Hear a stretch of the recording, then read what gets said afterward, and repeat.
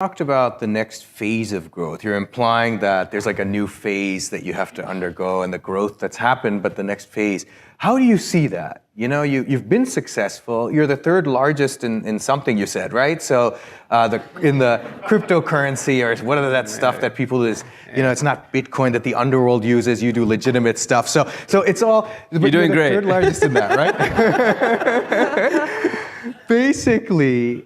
You're already a pretty big player. You're working with a lot of the large banks. Where to from here? I can't imagine your goal is not at some point to do a little bit of displacement.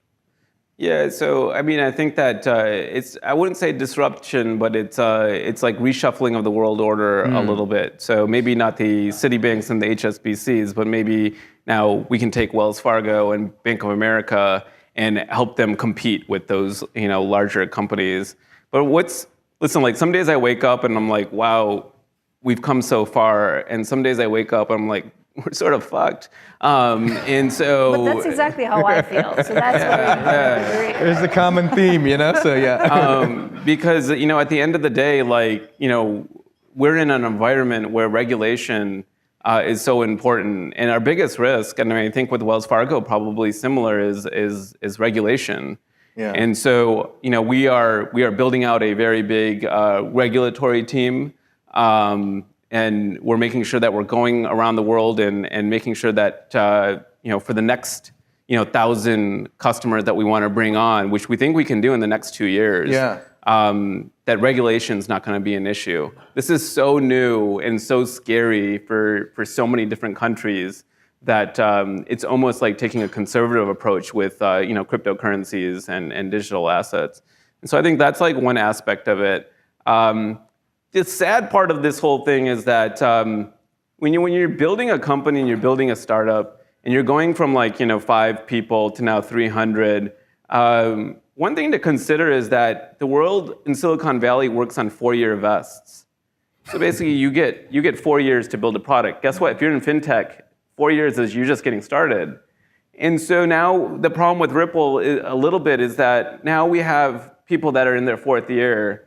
We're not really giving that much equity compared to 4 years ago. And so what's your incentive to really stay? So that's a problem for us right now, is that people are staying because they love the vision. This is an amazing, I mean, we've built a really good culture, and culture matters so much because of that reason.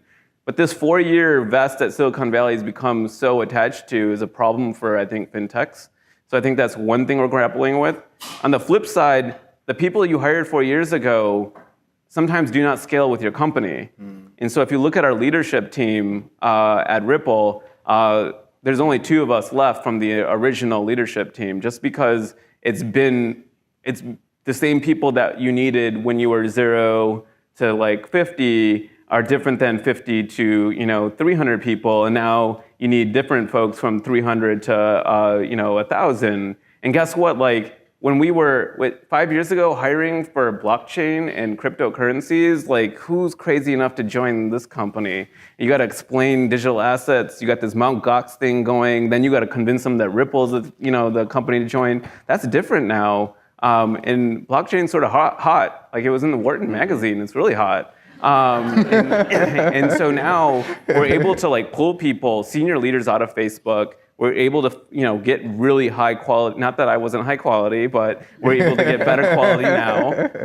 And that's been sort of a next sort of evolution of like, hey, I'm inspired to work with some of these new leaders that we're bringing onto Ripple. And I think that's, I mean, that's like keeping me there. Is like I just love the work, and I'm like challenged myself because I am not like despite this conference and having me on this panel, I'm not a scale person. Yeah. And so learning how to scale is really important. And I'll just say like one thing that I'm gonna totally off your question, but like it's okay. One thing that I'm so glad I did, and I think those of you that are CEOs and senior leaders at your company should do this earlier. I was told to go here, but like I got an executive coach.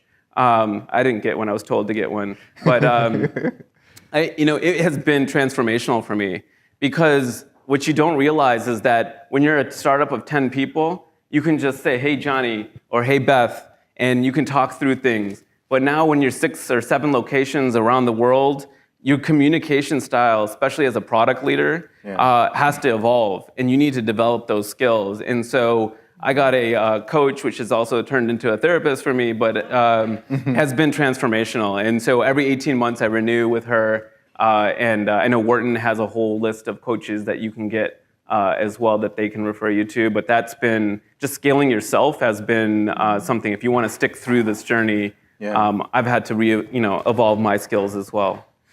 No, the reason, sorry for all the jabs and the teasing and all that, but